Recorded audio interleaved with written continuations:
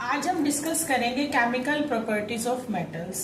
देखो, सबसे पहले फर्स्ट प्रॉपर्टी डिस्कस करते हैं, reaction of metals with the oxygen. Metals जब ऑक्सीजन के साथ रिएक्ट करती हैं तो रिस्पेक्टिव मेटल ऑक्साइड्स बनाती हैं। जैसे पोटाशियम ऑक्सीजन के साथ रिएक्ट करके बनाता है पोटाशियम ऑक्साइड, सोडियम ऑक्सीजन के साथ रिएक्ट करके बनाता है sodium oxide, potassium K2O, sodium Na2O। अब देखो कि ये पोटाशियम K2O ये फार्मूला कैसे बन रहा है। पोटाशियम की वैलेंसी होती है +1, ऑक्सीजन की वैलेंसी होती है 2 नेगेटिव। जब हम इनको क्रॉस मल्टीप्लाई करके मॉलिक्यूलर फार्मूला बनाएंगे तो क्या बनेगा, K2O। इसीलिए यहाँ बनता है K2O। ऐसे ही सोडियम की +1 होती है, ऑक्सीजन की -2 होती है, तो क्या बनता है Na2O।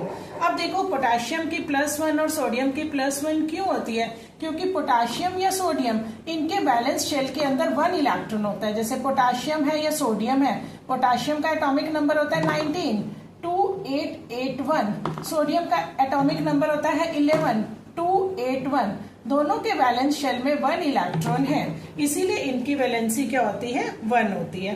अब ये लिथियम है, सोडियम है, पोटाशियम है, ये तीनों के तीनों जो मेटल्स होती हैं बहुत रिएक्टिव मेटल्स होती हैं, विग्रसली रिएक्ट करती हैं ऑक्सीजन ऑफ एयर के साथ।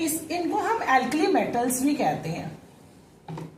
देखो, क्योंकि ये बहुत ज्यादा रिएक्टिव मेटल्स होती हैं, इनको जैसे ही एयर के अंदर, एटमॉस्फेयर के अंदर रखते हैं तो ये ऑक्सीजन के साथ रिएक्ट करके क्या बनाती हैं, ऑक्साइड्स बनाती हैं जो इमीडिएटली कैच फायर। इसीलिए इनको हम केरोसिन ऑयल के अंदर स्टोर करते हैं। Lithium, sodium and potassium metals are always stored in the kerosene oil because of their highly reactive nature. अब नेक्स्ट बात करते हैं हम कॉपर की। कॉपर भी रिएक्टिव होती है, but sodium and magnesium, sodium, lithium and potassium से कम होती है। ये डायरेक्टली ऑक्सीजन के साथ रिएक्ट नहीं करती, ये रिएक्ट करती है जब इसको बर्न किया जाता है और बनाती है copper oxide. Silver, gold and platinum, ये जो मेटल्स होती हैं ये ऑक्सीजन के साथ कंबाइन नहीं करती हैं इवन एट हाई टेम्परेचर, इसलिए इनको हम लीस्ट रिएक्टिव मेटल्स भी कहते हैं।